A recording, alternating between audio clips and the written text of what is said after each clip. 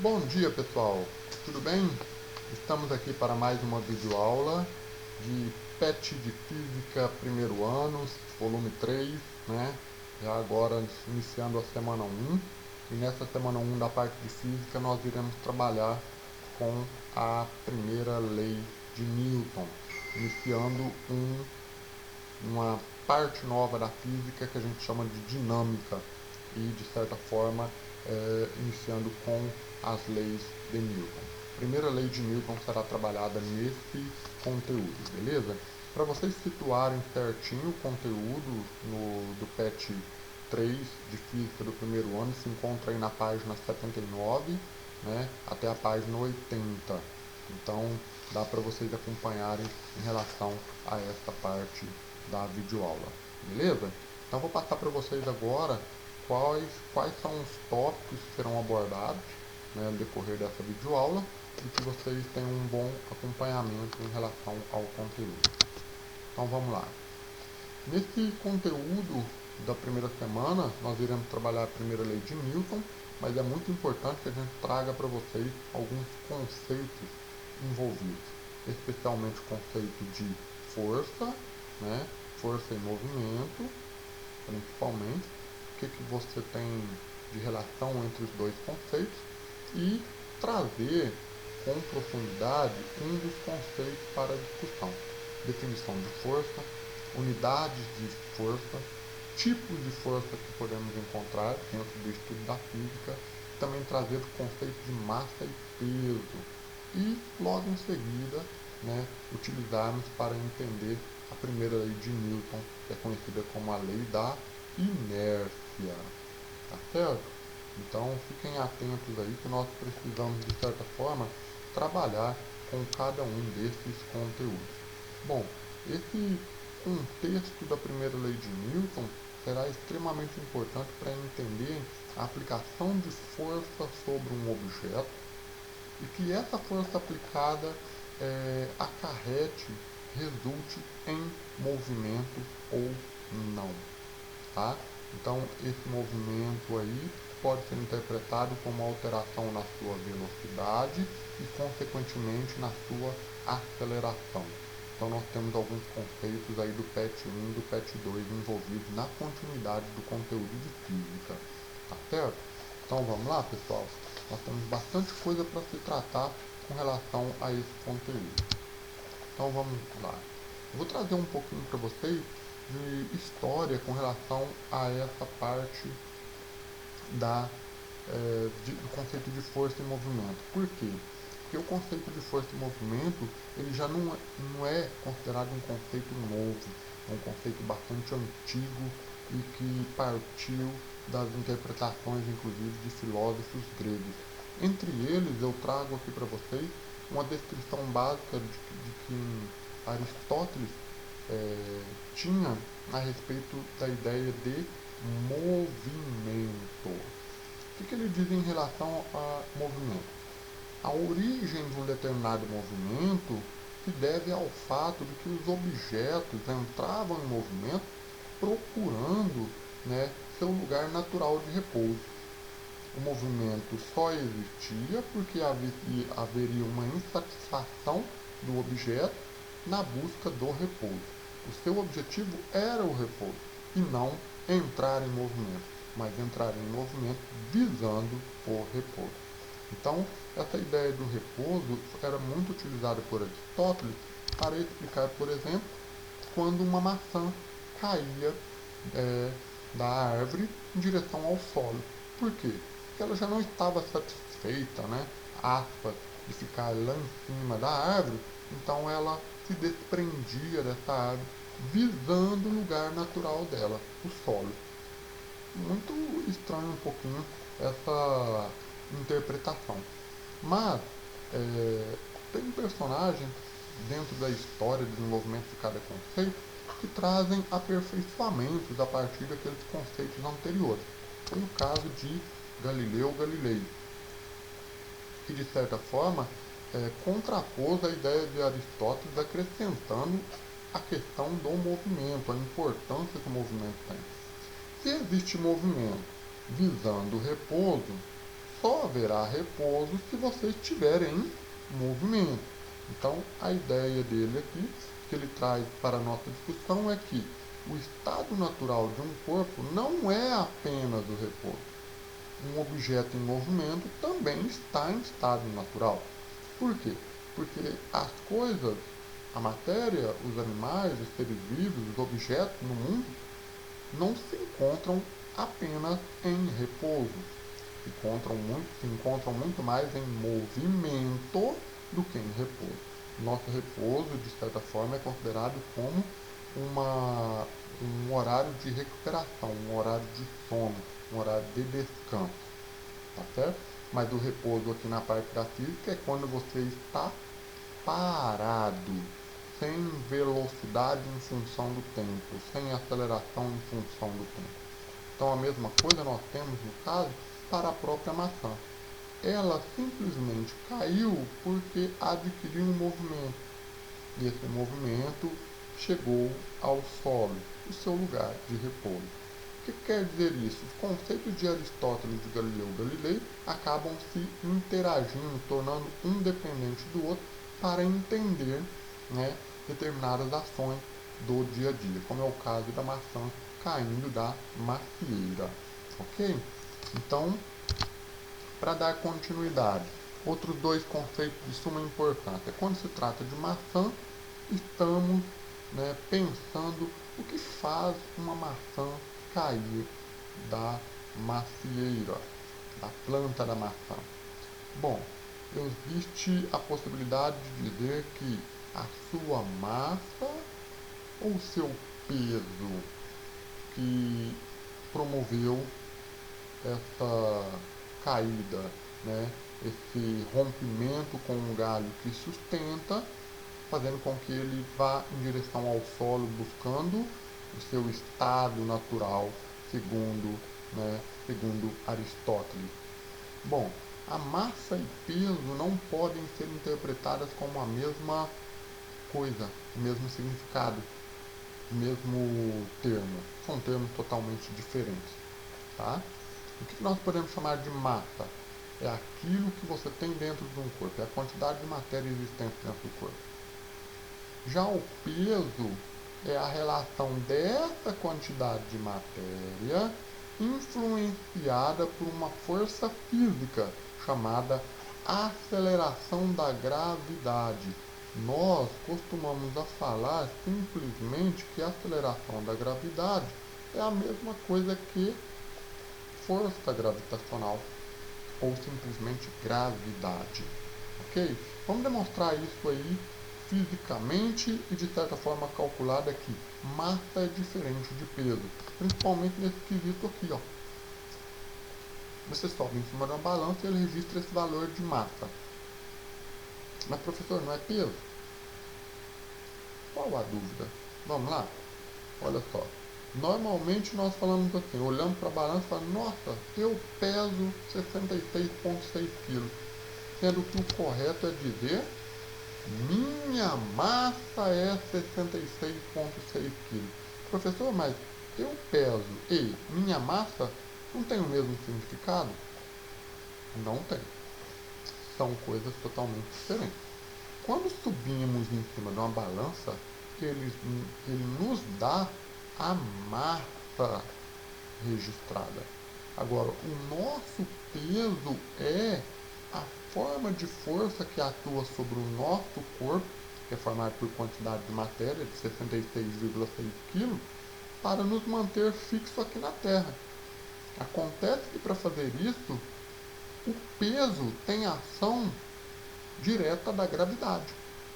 Por exemplo, se eu quero calcular o peso de um material de 66 kg, tirando aí o 0,6, no nosso planeta, o que eu uso? O peso nada mais é do que a interação entre a massa do objeto estudado e a gravidade. Massa vezes gravidade. Então eu uso a letra P de peso, a letra M de massa e a letra G de gravidade. Peso igual a massa vezes gravidade. Massa, 66 kg. Gravidade, 10 metros por segundo ao quadrado. E eu pego 66 multiplicado por 10, 660. E as unidades, professor? Bem, as unidades nós mantemos. Mantemos como? Por meio da operação envolvida. Qual a operação? Multiplicação. Então eu tenho quilogramas multiplicado por metros por segundo ao quadrado. Ah, então quer dizer que meu peso é 660 quilos vezes metros por segundo ao quadrado? Bom, vamos substituir? Eu peso 660 quilos vezes metros por segundo ao quadrado. Olha que loucura. Sendo que, na verdade, esse quilogramas vezes metros por segundo ao quadrado é a mesma coisa que Newton. Então, qual o meu peso na Terra? 660 newton. Qual é a minha massa? 66,6 quilos. Ok? Então, vamos diferenciar. Um é a quantidade de matéria, o outro é a quantidade de matéria influenciada pela gravidade, que é, no caso, o peso. Certo, pessoal? Tomem cuidado que, no caso de alguns exercícios que existem aí nas atividades da semana 1 do PET de Física, estão relacionados com essa interpretação. Qual a diferença entre massa e peso? É extremamente importante perceber isso, ok? Então, como nós apresentamos aí um conjunto de unidades, que é quilogramas vezes metros por segundo ao quadrado, e apresentamos uma unidade que se refere à força de peso, a força peso exercida de nós sobre o nosso planeta, vamos acrescentar então uma discussão sobre Newton, tá certo? Então veja bem, quando eu aplico uma força para empurrar um objeto ou para trazer esse objeto para perto de mim, eu estou executando um esforço de empurrar ou puxar o objeto sobre ele. Então vou dar uma ideia de como ilustrar isso. Eu tenho aí um bloco, né? Um bloco qualquer, vou chamar esse bloquinho aqui de bloco A, e que tem a minha mão empurrando. Então, se minha mão está empurrando nesse sentido, esse é o sentido da força aplicada, correto? Agora, se eu quiser fazer o contrário, ao invés de empurrar, eu posso puxar. Eu puxando esse bloco por meio de um fio ou de uma corda, né, eu tenho aí uma aplicação da força F, uma força qualquer, ok? Vou chamar esse bloquinho de bloco B para diferenciar. Então, a força é aquilo que tem o impacto em empurrar ou puxar um objeto, ou fazer qualquer ação sobre ele. Não precisa ser apenas empurrar ou puxar, tá certo? Veja bem, quando executamos essas ações, empurrar ou puxar, estamos alterando a velocidade do objeto. Se aquele objeto se encontrava parado e eu uso a mão para empurrar, ele entra em movimento. A velocidade parada é zero. A velocidade de movimento é maior do que zero. Se você tem alteração dessa velocidade, colocando ele do modo estático para o modo movimento, você tem uma alteração óbvia também de quem? Da aceleração. Por quê? Porque para achar a aceleração, o que eu tenho que fazer? Variação de velocidade sobre variação de tempo. Ok, pessoal? Para dar uma diferenciada. Para acrescentar, essa força aplicada para empurrar ou para puxar, ela é considerada uma grandeza vetorial. Por quê? Porque cada força aplicada, ela tem um valor. Se ela tem um valor, então, obviamente, esse valor se representa dentro de um módulo. A força aplicada também tem uma direção, também tem um sentido. São três particularidades da parte vetorial que nós estudamos lá no PET 1, que vão ser usadas aqui. Ok? Para aperfeiçoar isso, o que eu tenho? Duas situações, bloco A e bloco B. Olha só no bloco A. F1, F2, F3. Força 1, força 2, força 3. Força 1, 3 newton. Força 2, 4 newton. Força 3, 5 newton.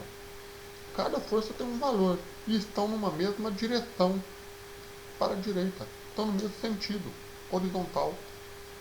Agora, se eu olhar no bloco B, eu tenho duas forças para a direita e uma força para a esquerda. A força 1, nós temos para a direita uma aplicação de 3 newton. A força 3, 5 newton. E a força 2, que está no sentido contrário, 4 newton. E aí, para que lado que vai deslocar o bloco? Isso é o que Newton, né, é um personagem extremamente importante, que vai aparecer aí como N de Newton, mas que também recebeu esse N como homenagem ao senhor ou Sir Isaac Newton, tá? E que essa unidade Newton, ela é a unidade padrão de força. Lembrando que newtons é a mesma coisa de quilogramas vezes metros por segundo ao quadrado, conforme o cálculo que foi feito agora há pouco. Uma outra unidade de força muito utilizada a gente chama de quilograma-força. Tá? O que isso significa? Quilograma-força significa a mesma coisa em newton, mas não em termos de valor, em termos de unidade. 1 quilograma-força equivale a 9,81 newton. Por isso que é extremamente importante ficar de olho nessas unidades para que possamos realizar conversões. Veja bem, eu tenho aqui dois exercícios, que inclusive é do PET, tá? Aliás, da seção de atividades 1 do PET 3, tá? Eu não lembro certinho qual a atividade, se eu não me engano é a atividade 2. Vou deixar aqui até para vocês olharem, se quiserem já, de certa forma, raciocinar na resolução. Na atividade 2, eu tenho lá algumas alternativas, entre elas, alternativas sobre esses exercícios. Eu quero converter 80 kg-força para X newton. O que eu vou fazer? Primeira coisa, pessoal, regrinha de 3. O que eu tenho na regrinha de 3? Eu tenho o problema 80 kg-força para X newton. Na segunda linha, eu tenho que saber qual que é o padrão. 1 kg-força é igual a 9,81 newton. Então o que eu vou fazer agora? Vou multiplicar cruzado. Esse por esse por esse. É o que nós temos aqui agora. 1 kg-força vezes x newton igual 80 kg-força vezes 9,81 newton. Certo? O que eu posso fazer? Eu posso pegar esse 1 kg agora e passar para cá dividindo. É o que vai acontecer. X newton igual 80 kg-força vezes 9,81 newton, dividido por 1 kg-força. O que eu posso fazer agora? Bom, para dar continuidade aí à resolução, o que eu vou fazer? Eu posso cortar kg-força. Então eu tenho 80 vezes 9,81. Que valor que dá? Extremamente alto em termos de newton, que é a unidade que sobrou. Essa unidade aqui, ó. Newton. 784,8 newton. Essa é a resposta de uma das alternativas da atividade 2 do PET dessa semana. Eu posso fazer uma conversão ao contrário, de newton para quilograma-força. Eu tenho aqui 50 mil newton. O que eu vou fazer? 50 mil newton, ele se refere a x kg-força. E 9,81 newton se refere a 1 kg-força. Então eu tenho aí a montagem de uma regrinha de 3. Tá certo? E nessa regrinha de 3, o que eu vou fazer? Multiplicação cruzada. Como? Esse multiplicado por esse multiplicado por esse. Então o que eu tenho? 9,81 newton vezes x kg-força. Igual 50 mil newton vezes 1 kg-força. Ok? Então o que eu tenho que fazer agora? Eu tenho que passar o 9,81 newton para o lado direito. Já que ele está multiplicando, ele passa para o outro lado dividindo. É o que acontece aqui. 50 mil newtons vezes 1 kg força dividido por 9,81 newtons. O que eu vou poder fazer inicialmente? Cortar unidades que se repetem. Sobra quilograma força. Ok? 50 mil dividido por 9,81, aproximadamente 5.097 kg força. Então, pessoal, esse exercício de prática de conversão está no PET dessa semana. Revejam novamente a resolução para que vocês possam fazer, tá? Isso aí facilita muito o acompanhamento da matéria por parte de vocês, ok?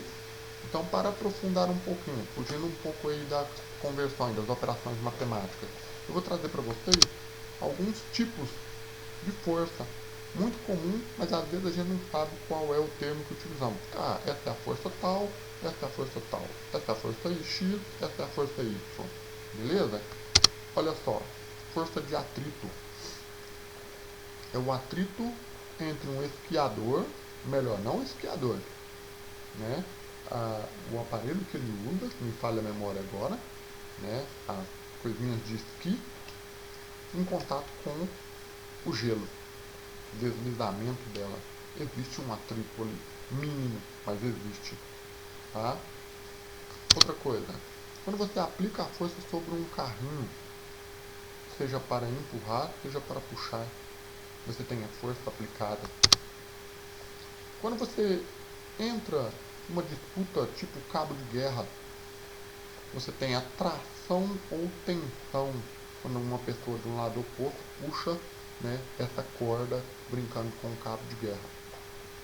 Outro ponto, quando você tem um bichinho aí dentro de uma caixa surpresa e que tem uma mola que impulsiona esse bichinho, força elástica na mola.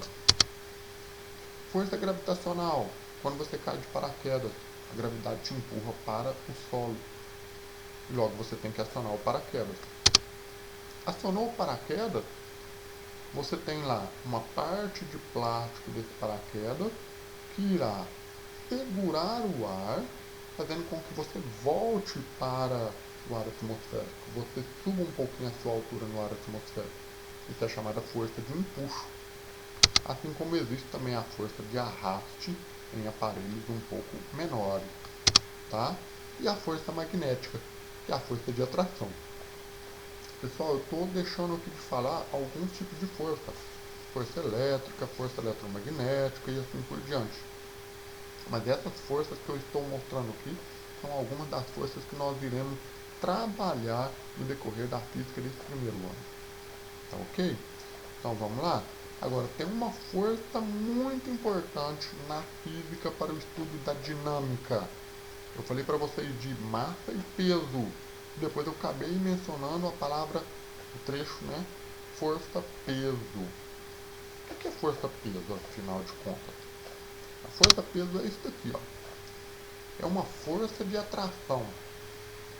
Atração é uma coisa atraída pela outra. Exercida pela Terra sobre os corpos. O que tem na Terra que vai fazer essa força de atração? A nossa camada de ar atmosférico. Essa camada de ar atmosférico faz com que haja uma atração entre a Terra e os nossos corpos, que estão próximos à superfície, que mantém nós presos aqui, de maneira vertical. Mas aí eu trago um outro exemplo. Eu tenho aqui uma mesa e uma caixa em cima dela. Tá? Se eu permaneço com essa caixa em cima dela, tem como eu representar onde é que se encontra a força-peso nessa caixa. E pessoal, toma muito cuidado. Os exercícios do PET, volume 3, provavelmente nós vamos ver esse conceito de caixa. E esses conceitos de força-peso. Tá? Como que eu vou representar a força-peso, então, nessa situação? Primeira coisa, para ter força-peso, eu preciso ter a caixa encostada na mesa. Dependendo da massa da caixa, eu percebo que ela enverga a própria superfície da mesa. E aí eu tenho duas setinhas, né? Duas setinhas vermelhas. Para baixo, que é a força-peso. Para cima, é uma força de resposta à força peso, chamada força normal, tá? E aqui eu tenho a massa da caixinha. Vou deixar aqui bem evidente, vou tirar essa setinha aqui para não atrapalhar a interpretação. O que eu tenho aqui do lado? A força normal é perpendicular à superfície de contato. Onde está a superfície de contato? A superfície de contato está aqui. Onde está a força normal? Perpendicular, que é essa daqui. Perpendicular quer dizer que forma um ângulo de 90 graus. Né? Um pouquinho de matemática aí dentro da física. Na verdade, muita matemática dentro da física. Tá certo? Então vamos lá. Se você coloca então a caixa em contato com a superfície da mesa, você tem a força peso indicada. Agora, se você não coloca o contato da superfície da mesa com a superfície do fundo da caixa, não haverá força peso e não haverá também força normal. Ok? Então veja bem, ali nós tínhamos, vamos voltar aqui, nós tínhamos o caso da caixa numa mesa. Mas na física nós usamos não o exemplo de caixa em mesa, usamos de repente modelos diferentes daí, ó. Eu tenho aqui um corpo, tá na forma de um quadrinho, vou numerar esse corpo, corpo A, corpo B. O corpo A se encontra na horizontal e na superfície certinha, né? Então provavelmente eu tenho aqui uma força F atuando sobre ele. Essa força F, pessoal, desculpa o tom. Essa força F é a força, por exemplo, que pode ser usada para empurrar o bloco A, seja para a esquerda, seja para a direita. Mas sempre lembrando que você tem a força P nessa direção, tá? Para baixo. Agora, aqui você tem, né, uma cunha, um plano inclinado, que é o que nós chamamos, tá?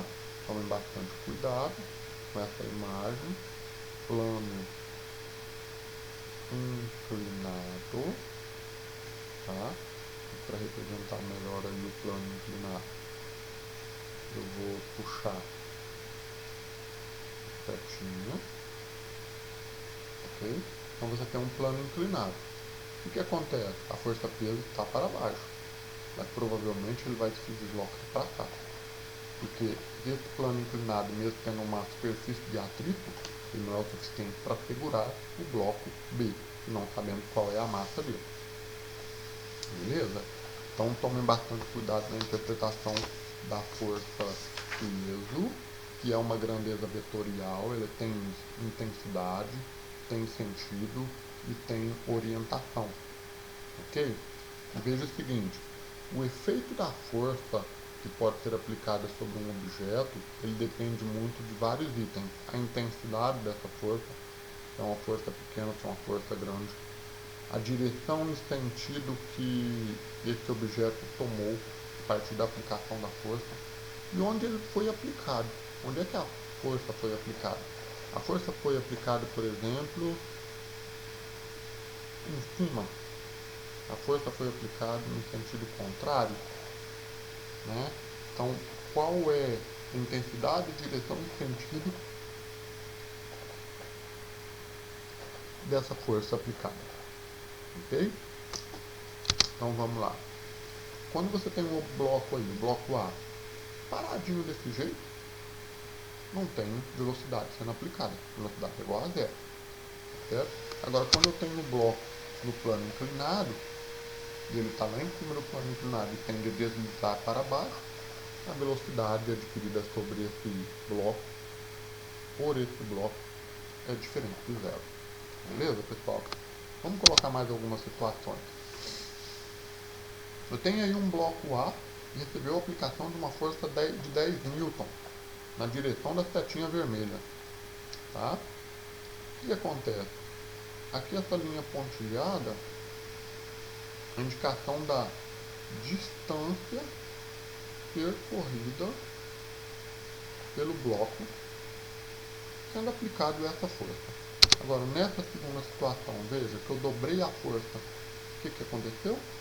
basicamente eu dobrei a distância, né? A distância entre os blocos. Tudo isso considerando o que?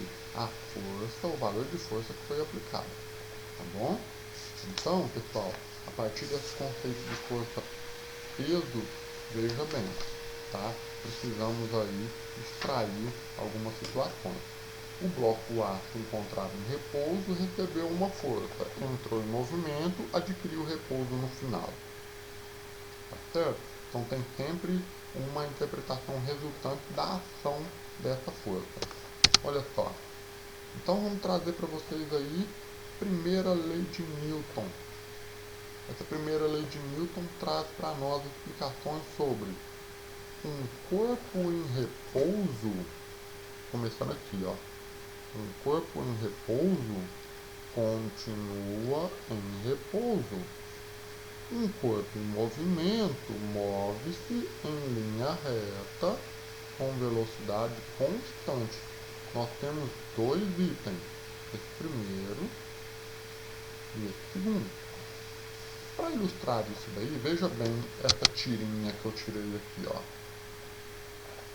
Um corpo em movimento tende na primeira tirinha, que é essa daqui, ó. Primeira tirinha. Aí você tem o acontecimento, né? O skate batendo na pedra. A permanecer em movimento. Aonde é que ele está? Em direção. É o mesmo caso de uma carroça, melhor, de um cavalo, quando você está montado sobre ele e ele para, ele sai em disparada, corre, ele para de uma vez. Você para junto com ele? Com certeza a resposta é não. Você continua o movimento, mesmo se o cavalo tenha parado. É porque o seu corpo estava em movimento. O corpo do cavalo sim, mas o cavalo freou, parou, reduziu a velocidade. E você não reduziu a velocidade. Professor, mas o cavalo parou, consequentemente meu corpo não tinha que parar? Consequentemente sim, mas não é essa a ocorrência. Tá certo? Outra tirinha. Você é preguiçoso, sou. Não estou conduzindo, não. Estou conduzindo uma experiência científica. Preguiçoso. Estou testando a primeira lei de Newton. Preguiçoso, preguiçoso, preguiçoso. Qual é o raciocínio? Corpos em repouso tendem a permanecer em repouso. Até o Garfield conhecendo aí a primeira lei de Newton, né? Explicando ao dono que corpo em repouso tende a ficar em repouso. Corpo em movimento tende a ficar em movimento de velocidade constante. Certo, pessoal? Então veja bem, se é em repouso e se é em movimento, vamos ilustrar isso. Onde você tem aí então um bloco A tendo uma força zero. Força zero? Exato. Força zero. Ou seja, força nula. Se a força é nula, o bloco está em movimento? Não. O bloco permite-me ver a direção e sentido que ele está se movimentando? De maneira alguma. Força igual a zero, eu tenho que procurar uma outra força. Ou alguma outra força tem que atuar sobre ele. Certo? Para colocá-lo em movimento. Que é esse caso aqui. Quando a gente aplica uma força de 20 N da esquerda para a direita no bloco A, ele tende a se movimentar para a direita, certo? Agora, quando você tem nesse mesmo bloco A uma força de 20 N da esquerda para a direita e uma força de 10 N da direita para a esquerda, você parece um cabo de guerra, mas eu posso saber da força resultante. A força resultante desse sistema a ser considerado é o que? 20 N menos 10 N. Qual é a resultante? 10 N. Beleza, pessoal? Bom, esse é o conteúdo que eu queria apresentar para vocês na aula de hoje, tá? Desculpa alguns itens que não saíram muito bem, mas que esse conteúdo ajude vocês a desenvolverem as atividades da semana 1 do PET 3, ok? Então, até a próxima aula, né? E que essa próxima aula seja a resolução das atividades da semana 1 do PET 3, ok? Bons estudos para vocês!